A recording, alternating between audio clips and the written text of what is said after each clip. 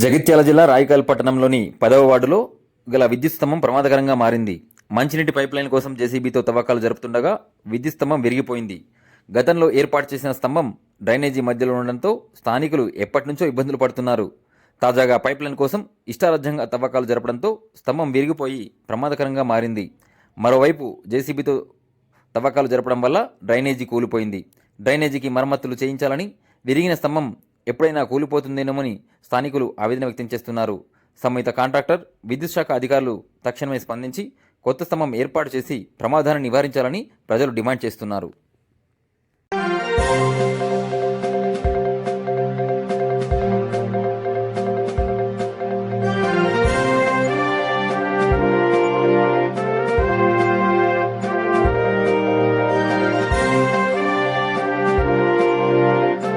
Pipe లేదందుకు తవ్విండ్రు.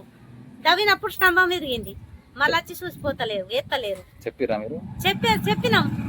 చెప్పినాం వచ్చి చూసి రాళ్ళు కూడా రాబోయ్ వచ్చిండ్రు.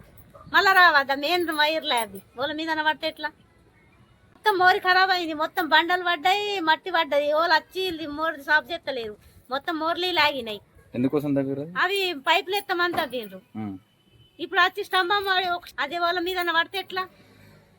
ఎవరు చూడాలి? వాళ్ళు వచ్చి చూసిపోయారు, మళ్ళీ ఎత్తలేరు. వచ్చి ఎవరు వస్తలేరు, చూస్తలేరు. చెప్పండి. అదే మనకు ఈ మోటార్ కోసం పైప్ కోసం మోటార్ తవ్విర్రు. తవ్విన కొద్దిగా జేసీబీ వచ్చి మొత్తం స్తంభం దాకిచ్చి మొత్తం మా స్తంభం ఇరిగిపోయింది ఆల్రెడీ. అది గాలి చిన్న గాలి వచ్చినా కానీ ఊగుతుంది. అది మొత్తం ఊగుతుంది. మీద పడితే ఎట్లా పడుతుంది? వచ్చి చూతురు పోతురు అది ఏం చేస్తారు?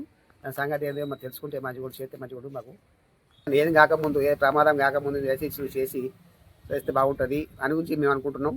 చేయాలి అని చెప్పి అనుకుంటున్నాం.